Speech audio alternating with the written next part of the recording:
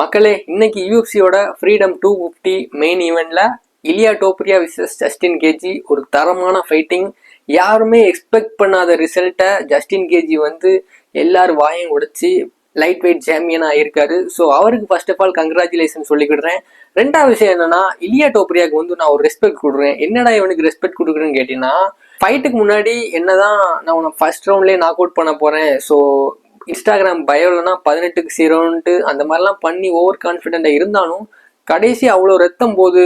So அப்போவுமே நான் fight பண்ண போறேன்ட்டு பெக் பண்ணுறாரு. ஸோ என்னோட அதை பார்த்ததுக்கப்புறம் ஸோ இன்னமும் மனுஷனுக்கு வந்து ஃபைட் பண்ணணுன்ட்டு ஒரு ஆசை இருக்குன்ட்டு எனக்கு அது ரொம்ப பர்சனலாக பிடிச்சிருந்துச்சு.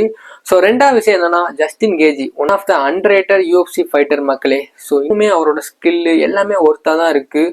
ஸோ இலியா டோப்ரியா என்னதான் பீக்கில் இருந்தாலும், என்னதான் அன்டிஃபீட்டட் கரியரில் இருந்தாலுமே ஜஸ்டின் கேஜை அண்டர்ஸ்டிமேட் பண்ணிருக்க கூடாது. ஏன்னா இலியா டோப்ரியா வந்து மேக்ஸ் ஹாலாவையும் சார்லஸ் ஓலிவேராவையும் நாக் அவுட் பண்ணியிருப்பாரு. ஸோ இவர் ஜஸ்டின் கேஜ் வந்து அவங்க ரெண்டு பேர்ட்டையும் தோத்துருப்பாரு. ஸோ இலியா டோப்ரியாவை கடைசியில் வின் பண்ணியிருக்காரு. ஸோ இதுல இருந்தே தெரியுது, லைஃப் இஸ் எ சர்க்கிள், வாழ்க்கைங்கிறது ஒரு வட்டம் மாதிரி.